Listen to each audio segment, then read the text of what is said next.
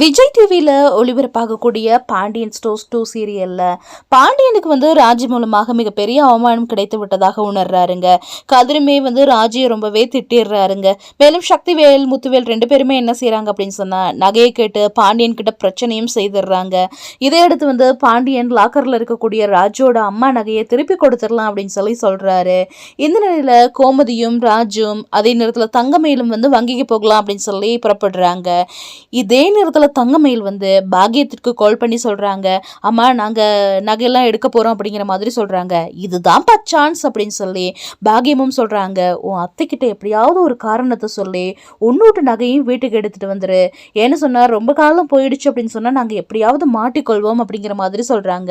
அதனால தங்கமயிலுமே என்ன செய்யறாங்க அப்படின்னு சொன்னா கோமதியோட லாக்கர்ல இருக்கக்கூடிய நகையை போயிட்டு எடுத்துட்டு வந்துடுறாங்க. வந்தவுடன் வீட்டில் வைத்து ராஜியோடைய அம்மாவுடைய நகையெல்லாம் இருக்குல்ல, அதை எல்லாவற்றையுமே ராஜி கிட்ட கொடுத்துடுறாங்க. ராஜியும் ஒவ்வொரு நகையா பார்த்துட்டு இருக்கிறாங்க. அப்போது தங்கமயில் என்ன செய்யறாங்க அப்படின்னு சொன்னா திடீர்னு தன்னுடைய நகையெல்லாம் எடுத்து வச்சுட்டு பாக்குறாங்க, நகையெல்லாம் கருத்து போயிருக்கு. அப்படியே இதயமெல்லாம் படப்படப்படன்னு இருக்குது அவங்களுக்கு. அச்சோ நம்ம மாட்டிக்கொள்வோமோ தெரியலையே அப்படிங்கிற பயத்துல முகமெல்லாம் அப்படியே சிவந்து போயிருக்குது. இந்த நேரத்துல அந்த இடத்துக்கு அரசி வந்துடுறாங்க. அப்பப்பா அவங்க நகையெல்லாம் அழகா இருக்கு, நீ நான் ஒரு முறை போட்டு பார்க்கட்டுமா அப்படிங்கிற மாதிரி கேட்குறாங்க.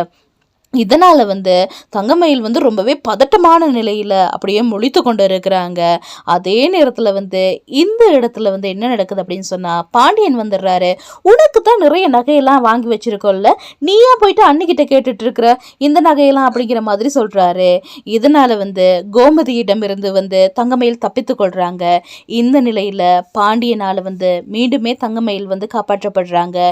இதையடுத்து ரசிகர்கள் பலருமே பாண்டியன் எப்போதுதான் தங்கமயில பற்றிய உண்மையெல்லாம் தெரிந்து கொள்ள போறாரு அப்படின்னு சொல்லி காத்திருக்கிறாங்க. தொடர்ந்தும் பொறுத்திருந்து பார்க்கலாம் என்ன நடக்குது அப்படின்னு சொல்லி.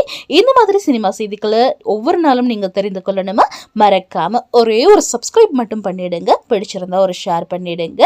பிடிக்கல அப்படின்னு சொன்னா நீங்க அன்சப்ஸ்கிரைப் பண்றதுக்கான அந்த காரணத்தையும் சொல்லிடுங்க.